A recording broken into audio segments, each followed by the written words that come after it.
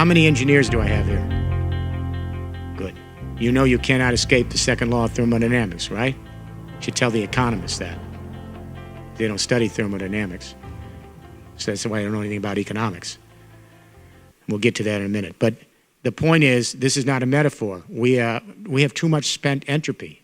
That CO2 is spent energy. It's up in the atmosphere. And really, the long and short of it is we can't get enough of the sun's heat back off the earth. How bad is it? It's actually right now terrifying. The first study, I did a book, some of you old timers may remember, called Entropy in 1980, first studies on global warming. I continue to underestimate the speed of the feedback loops, and so did everyone else I know. Because we can't model those feedback loops. When we see them after the fact, we say, how do we miss that one? So, the most important single story in the history of the human race was reported 2 weeks ago. Almost no attention. Not a single world leader made a single comment on it. And in Hawaii, at the monitoring station 2 weeks ago, it was reported that we've now hit 400 parts carbon per million. Not a peep from the world. We're dead asleep on this. The parts carbon per million never went over 280 parts carbon per million in the atmosphere for the last 800,000 years. It tracks identically. As soon as the industrial age starts, the carbon goes up. We've now hit 400 parts carbon per million. Now, the reason this is important, I advise the EU. We went to Copenhagen, and we hope to talk the world into mitigating CO2 at 450 parts per million, stop there, and we'd only go up 2 degrees. And then James Hansen, who just retired as the chief climatologist for the U.S. government, said, we got our numbers wrong. By the way, no one even wanted to play with the EU. He said, that's too much.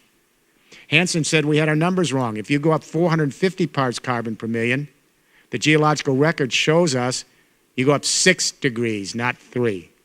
And Hansen said, as a paraphrase, the end of human civilization, perhaps by the end of the century. What's terrifying about climate change that's never explained is it radically changes the water cycle on Earth in one moment of time. That's what this is all about. We're the watery planet. You know, we go to other planets, we say, is there water? First thing we want to know.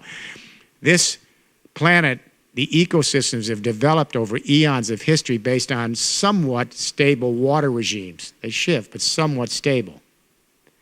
For every 1 degree that the atmosphere temperature goes up, the atmosphere then absorbs 7% more precipitation from the ground. It sucks it up because of the heat.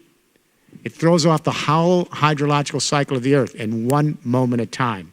So what we're seeing now is more bitter winter snows. And I'm always amused when the political people say, see, it's global warming. No, it's global, not global warming. It's cold out there. The reason we're having more bitter winter snows is because of the radical shift in the water cycle, which means we're getting more extreme events. We're getting more dramatic spring floods.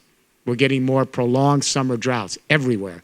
We're getting more Category 3, 4, and 5 hurricanes. We're getting more extreme volcanic activity everywhere. And this is just 2013. Our ecosystems cannot catch up to this change in the water cycle, and they are destabilizing everywhere.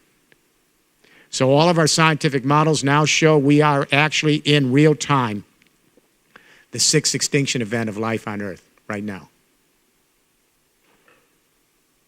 We have had 5 extinction events in 450 million years. When it happens, the tipping point comes and the chemistry shifts in the planet and we get wiped out pretty quick. On the average, it takes around 10 million years to recover that biodiversity loss. We're in the 6th extinction event on the models, and the models show on the up end, and these models were done before the new readings of 400 parts per carbon per million, that we could lose upwards of 70% of all the life on Earth by the end of the century. As my wife says, we're just not grasping the enormity of the moment. You're grasping it. You're out there with solar. But in our country, the energy industry has talked half the country into believing climate change is a hoax. And then the scientific reports last week, they looked at every climate change scientific paper that's ever been done, and 98% of the scientists agree, and 2% don't, and it didn't get any attention. This is mass denial. We are the youngest species in the planet. We're the babies. We've been here about 175,000 years, anatomically modern humans, and we are such hubris. You know, the odds aren't too good. 99.5% of all the species that have ever inhabited this little oasis in the universe have actually come and gone. This century is a moment of decision whether our species stays here. My European director has a baby that's 1 year old. I just can't imagine what it's like for that baby in the year 2100. I can't imagine.